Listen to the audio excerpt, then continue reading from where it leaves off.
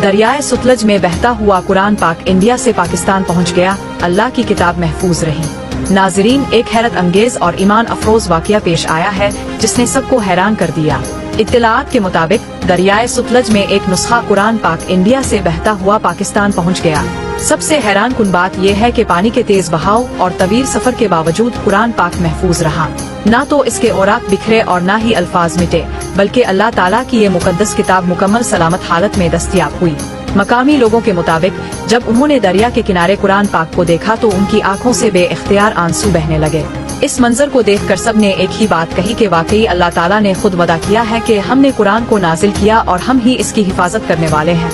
ये ईमान अफरोज वाकया इस बात की जिंदा मिसाल है कि अल्लाह की किताब हर हाल में महफूज है, और ये हमारे लिए एक सबक भी है कि हमें कुरान पाक को अपनी जिंदगी का लाजमी हिस्सा बना लेना चाहिए।